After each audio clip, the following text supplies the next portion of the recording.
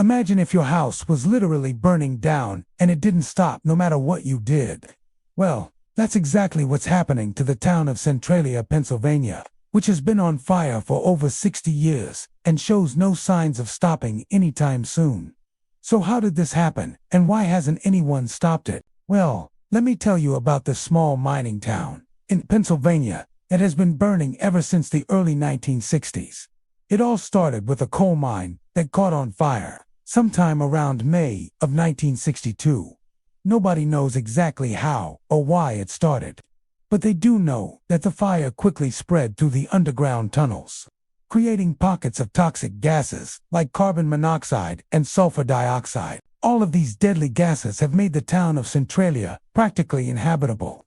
The air is so polluted that it can cause serious respiratory problems and even death in some cases. This means that no one wants to stay in Centralia because they're afraid of dying from lung cancer or some other respiratory illness. But here's the thing. No one has actually died from breathing in the air of Centralia. In fact, there have only been 2 deaths in the entire history of the town since it started burning, and neither of those people died from breathing in the air. They died in car accidents. So why doesn't anyone want to live there?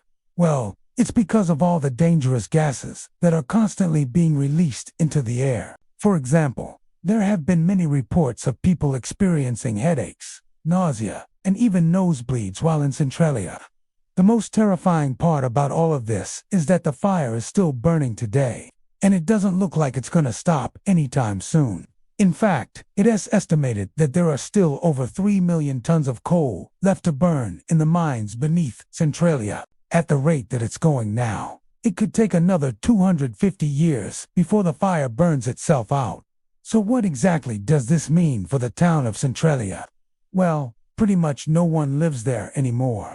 There were once around 10,000 people who called Centralia home.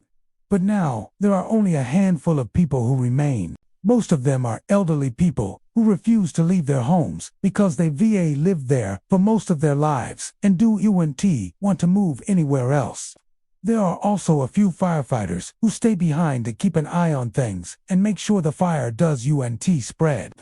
But other than that, the town is basically abandoned. All of the stores and businesses closed down years ago, as did the schools.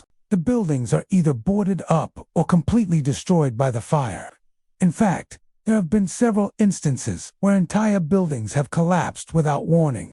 That's because the fire is so hot that it weakens the structural integrity of the buildings above it. This makes it extremely dangerous to walk around Centralia, because you never know when something's gonna collapse and bury you under tons of rubble. One of the most iconic images of Centralia is the old schoolhouse.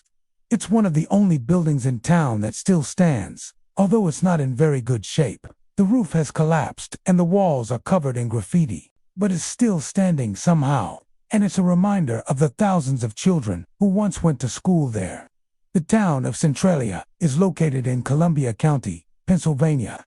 It's about an hour's drive north of Philadelphia and about 2 hours west of New York City.